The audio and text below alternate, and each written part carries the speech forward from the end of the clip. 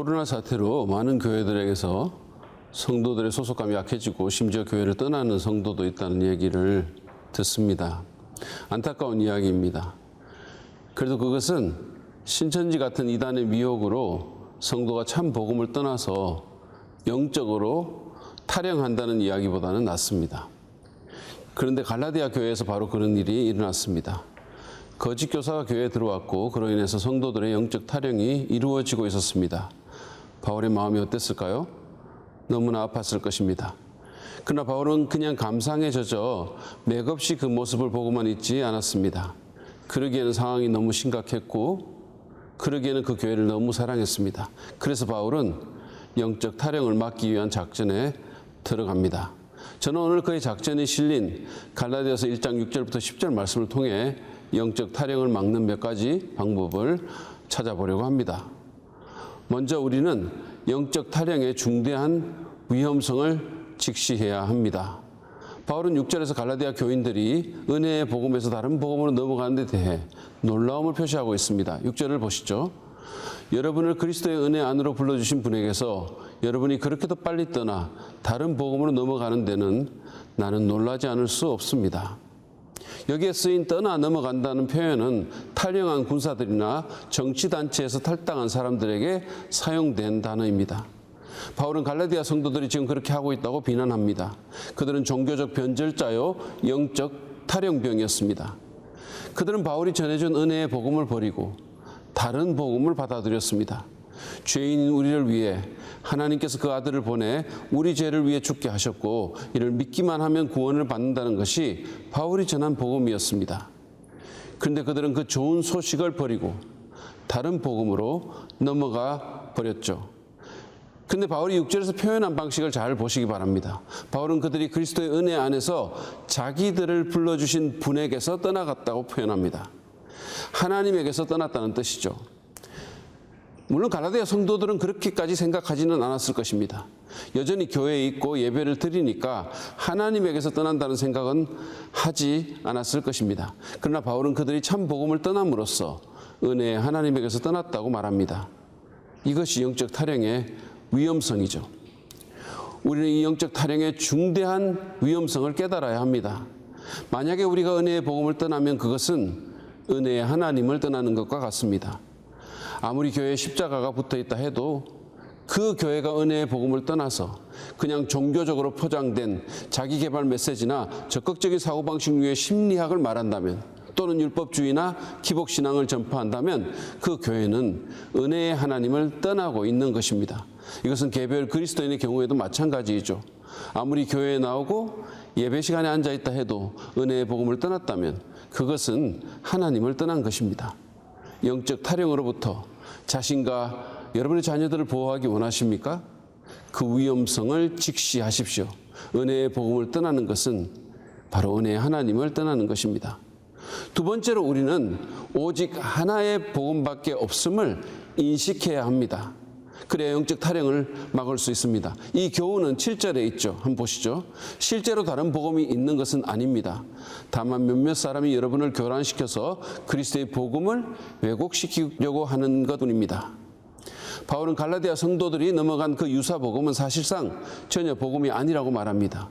그것은 복음의 왜곡이며 따라서 전혀 복음이 아닙니다. 다시 말해 우리를 구원하는 기쁜 소식, 즉 복음은 오직 하나, 예수 그리스도의 복음밖에 없다는 말입니다. 오늘날 우리는 종교다운주의의 세상에서 살고 있습니다. 하나님께 이르는 여러 길이 있다고 사람들은 말하죠. 오늘날 최고의 미덕은 관용입니다. 물론 우리는 관용을 베풀어야 합니다. 종교가 다르더라도 사랑하며 다른 사람의 사상과 종교 활동을 존중해야 합니다. 그러나 진리의 문제는 관용의 문제가 아닙니다. 1 더하기 1은 2도 맞고 3도 맞고 4도 맞는다는 사람을 저 사람 참 열린 사람이네라고 말하지 않습니다. 바울은 우리를 구원하는 복음은 예수 십자가의 복음 하나밖에 없다고 말합니다. 다른 복음은 없다는 것입니다. 사실 세상의 모든 다른 종교의 구원관은 행위 구원입니다. 인간이 무언가를 해서 구원을 획득한다는 것이죠. 그러나 기독교의 복음은 인간이 전적으로 타락해서 구원의 그 어떤 것도 기여할 수 없다고 단언합니다. 오직 하나님의 전적인 은혜로 믿음을 통해 구원을 받습니다. 만약에 기독교의 복음이 맞는다면 다른 것은 다 틀린 것이며, 반대로 행위 구원이 맞다면 예수님은 헛되이 죽었고 기독교는 헛소리를 하고 있는 것입니다. 우리는 선택해야 합니다. 이 길도 맞고 저 길도 맞는다고 해서는 안 됩니다. 바울은 구원의 복음은 오직 하나밖에 없고 그 복음은 예수 그리스도의 은혜의 복음이라고 했습니다. 우리는 이 주장을 심각하게 받아들여야 합니다. 이것은 유사 복음의 경우에도 마찬가지입니다. 예수님도 믿지만 모세의 율법도 지켜야 한다고 주장하는 그 복음은 독생자를 우리 위해 죽게 하신 하나님의 은혜를 헛되게 할 뿐만 아니라 우리를 능히 구원할 수 없습니다. 왜냐하면 그 누구도 율법의 행위로 구원받을 수 없기 때문이죠. 여러분 기억하십시오. 복음은 오직 하나밖에 없습니다. 그것은 하나님께서 우리를 사랑하셔서 독생자 예수를 보내 우리 대신 우리 죄를 속하기 위해 죽게 하셨으므로 누구든지 믿기만 하면 죄를 용서받고 구원을 받는다는 은혜의 복음입니다. 이 복음을 믿으십시오. 이 복음만 전하고 이 복음에 거하십시오. 그래야 영적 탈영을 방지할 수 있을 것입니다. 세 번째로 우리는 영적 분별력을 가져야 합니다. 이 교훈은 8절에서 9절의 말씀에 나와 있습니다. 한번 보시죠. 그러나 우리들이나 또는 하늘에서 온 천사일지라도 우리가 여러분에게 전한 것과 같은 다른 복음을 여러분에게 전한다면 마땅히 저주를 받아야 합니다. 우리가 전에도 말하였지만 이제 다시 말합니다.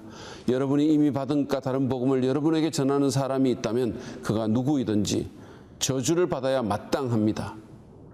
아주 강한 말입니다.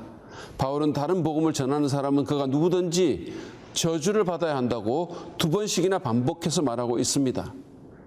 그런데 여기서 바울이 갈라디아 교인들에게 암시하고 있는 당부는 분별력을 가지라는 것입니다. 메신저의 외적인 모습이나 자격에 현혹되지 말고 메시지를 분별하라는 것이죠. 어떤 설교자가 천사처럼 보인다 하더라도 그가 전하는 메시지가 무엇인지를 잘 보라는 것입니다. 우리가 바른 복음에 거하고 짝퉁에 넘어가지 않으려면 분별력은 필수적입니다. 안타깝게도 우리 한국교회에 가장 부족한 것이 바로 이 영적 분별력이 아닐까요?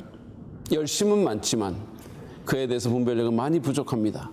우리는 베레아의 사람들이 그랬던 것처럼 기꺼이 말씀을 받되 그것이 정말로 복음적인지 성경적인지 살펴봐야 합니다. 그냥 아멘만 외치지 말고 생각하면서 말씀을 듣고 직접 성경을 봐야 합니다. 아무리 대단한 사람이 말했더라도 아닌 것은 아닌 겁니다. 만약에 누군가가 사도들에 의해 선포되고 신약에 기록된 복음 외의 복음을 말한다면 우리는 그들을 거부해야 합니다. 우리는 복음으로 사람을 판단해야 하며 사람의 외적인 모습에 의해서 복음을 판단해서는 안 됩니다. 오늘날 우리는 원하기만 한다면 어디서든지 설교를 들을 수 있고 책들을 읽을 수 있습니다. 그러므로 더욱 분별력을 가져야 합니다. 여러분 지성의 훈련을 하십시오. 듣고 보는 것을 다 믿지 마십시오. 복음으로 평가하고 성경으로 판단하십시오. 그래야 영적 타령을 막을 수 있습니다.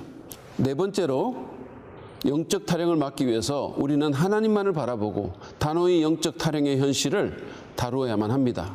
이 교훈은 10절에 있습니다. 같이 한번 보시죠. 내가 지금 사람들의 마음을 기쁘게 하려 하고 있습니까? 아니면 하나님의 마음을 기쁘게 해드리려 하고 있습니까? 아니면 사람의 환심을 사려고 하고 있습니까? 내가 아직도 사람의 환심을 사려고 하고 있다면 나는 그리스도의 종이 아닙니다. 바울의 포인트는 자신이 지금 사람을 의식하거나 그들의 환심을 사려는 것이 아니라 하나님의 마음만을 생각하면서 이 영적 타령의 현실을 다루고 있다는 것입니다. 바울은 자신의 강한 어조가 누군가의 마음을 상하게 할 줄을 알고 있었습니다. 진리와 비진리를 분명히 짚어나갈 때 소견이 좁고 편협한 사람으로 비난받을 수 있음도 알았습니다. 그럼에도 불구하고 복음을 왜곡하여 사람들을 오도하는 것은 너무도 심각한 문제이기 때문에 강수를 두지 않을 수 없었던 것이죠. 생각해 보십시오. 바울은 자신의 경험과 하나님의 계시에 의해서 복음이 사람들을 구원으로 이끄는 능력임을 알았습니다. 따라서 복음을 훼손하는 것은 구원의 길을 파괴하는 것이며 복음에 의해 구원받을 수 있었을 영혼들을 망치는 것입니다. 이런 상황에서 사람들 눈치만 살피고 애매하게 말하며 너그럽게만 보이려 노력해야 합니까? 바울에 의하면 그런 사람은 그리스도의 종이라고 볼 수도 없습니다. 때로 우리는 단호할 필요가 있습니다. 일시적으로 좀 아프더라도, 때로 인기를 잃더라도, 오해를 받더라도 하나님을 바라보고 단호히 대처해야 합니다. 여러분, 영적 타령은 심각한 일입니다. 사람들의 영혼이 걸린 문제이며 삶을 송두리째 파괴할 수 있는 일입니다. 세상에서 잘못된 신앙을 갖는 것보다 더 위험한 일은 없습니다. 따라서 우리는 단호히 대응해야 합니다. 여러분의 가족들과 지인들 가운데 영적 타령의 조짐이 혹 있습니까? 하나님을 바라보고 단호히 대응하십시오. 금식 기도를 하거나 눈물로 설득하거나 의미책망하거나 필요하다면 전문가에게 상담을 받으십시오. 모든 면의 분별력을 가지고 거짓 교사를 절대로 용납하지 마시기 바랍니다. 이제 말씀을 마무리하며 묻겠습니다. 혹시 다른 유사 복음을 믿고 있지는 않으십니까? 복음을 가볍게 생각하면서 이것도 좋고 저것도 좋다고 말하지는 않으십니까? 바울은 어떤 수단을 동원하더라도 은혜의 복음을 지키기 원했습니다. 왜냐하면 그 복음에 우리를 구원하는 능력이 있음을 알았기 때문입니다. 왜냐하면 영적 타령의 위험성을 그가 인식했기 때문입니다. 그래서 저주라는 말까지 쓰면서 참 복음을 회복하기 원했던 것입니다. 여러분에게 복음에 대한 그런 확신과 열정이 있으십니까? 저는 우리와 우리 자녀를 위한 유일하고 근본적인 희망은 십자가의 복음이라고 믿습니다. 그 복음을 귀하게 여기고 그 복음을 지키며 분별력과 하나님에 대한 헌신과 단호함으로 영적 타령자를 구하는 일에 쓰임받는 우리가 되기를 간절히 축복합니다.